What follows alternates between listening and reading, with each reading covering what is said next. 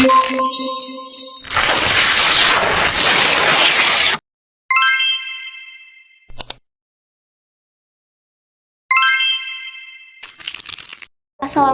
warahmatullahi wabarakatuh.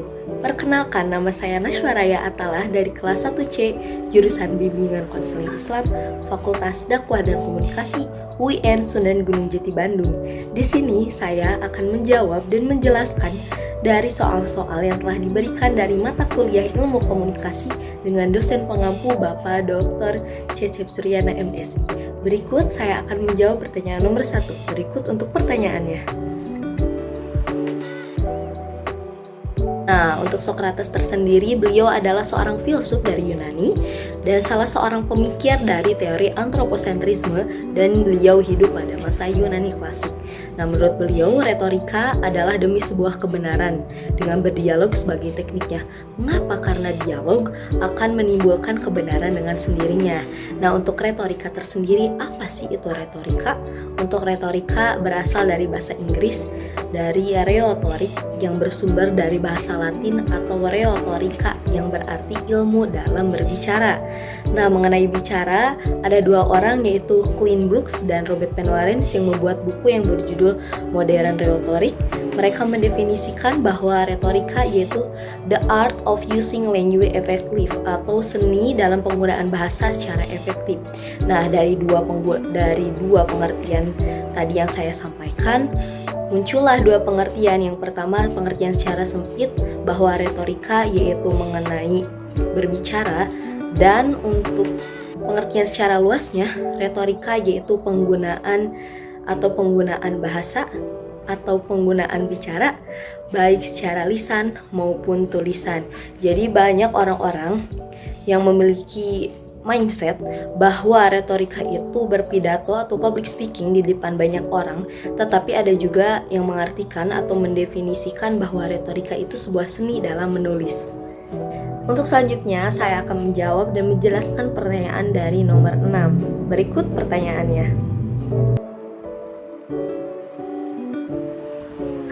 Nah, untuk Shannon dan Weaver ini, mereka adalah seseorang yang menemukan teori komunikasi matematis. Nah, teori ini yang sangat jelas atau proses mazhabnya bahwa komunikasi ini memandang sebagai transmisi pesan, dan juga mereka mempunyai model yang menampilkan model komunikasi yang menampilkan bahwa komunikasi itu sebuah proses linier dan sederhana.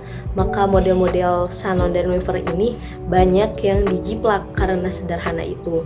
Nah, mereka juga mengidentifikasikan 3 tingkatan permasalahan dalam ilmu komunikasi.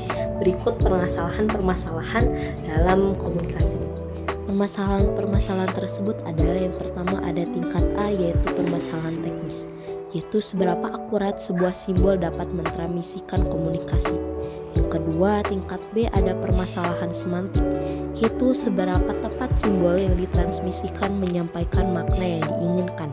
Lalu yang terakhir yaitu tingkat C, yaitu permasalahan keefektifan, yaitu seberapa efektif makna yang diterima mempengaruhi perilaku seperti yang diinginkan. Selain itu, Shannon dan Weaver memandang bahwa komunikasi adalah sebuah manipulasi atau propaganda.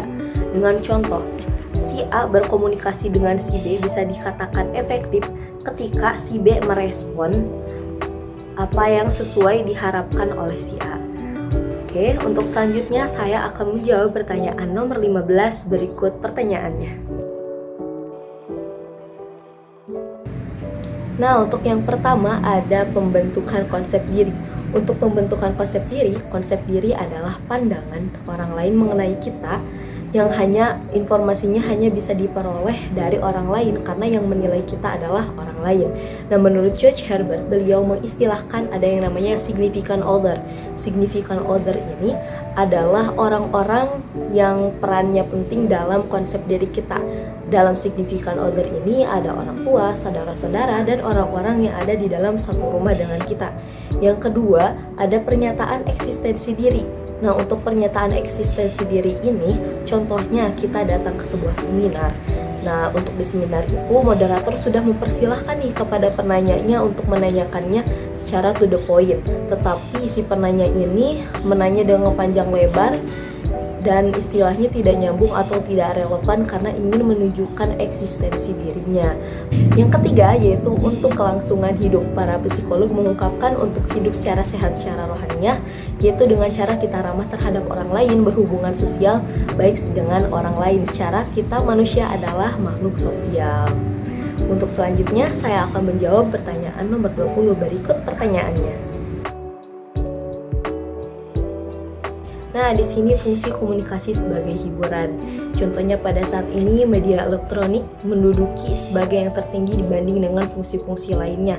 Karena apa? Contohnya sekarang ada televisi atau YouTube yang bisa merekatkan keluarga setelah dari kesibukan masing-masing. Contohnya pada malam hari setelah sibuk, lelah, lalu mereka pada malam hari berkumpul menonton TV bersama. Nah, itu bisa menjadi perekat komunikasi antara keluarga. Berbeda dengan media cetak. Media cetak itu menempatkan informasi pada posisi yang tinggi. Jadi berbeda dengan media elektronik, media cetak menempatkan posisi informasi yang tinggi, sedangkan media elektronik untuk saat ini menempatkan hiburan di posisi yang tertinggi. Untuk selanjutnya saya akan menjawab pertanyaan nomor 33. Berikut pertanyaannya. Fungsi komunikasi sebagai instrumental. Komunikasi instrumental tersendiri tujuan umumnya yaitu kita bisa mengajak, mengajar, mendorong, mengubah perilaku, atau secara tujuan umumnya fungsi instrumental ini sendiri yaitu bersifat persuasif.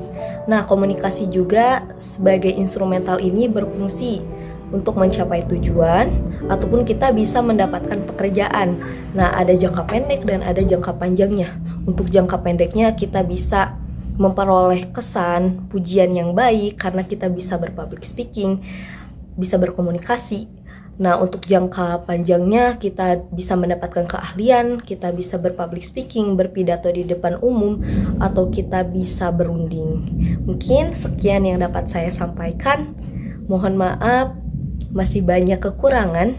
Assalamualaikum warahmatullahi wabarakatuh.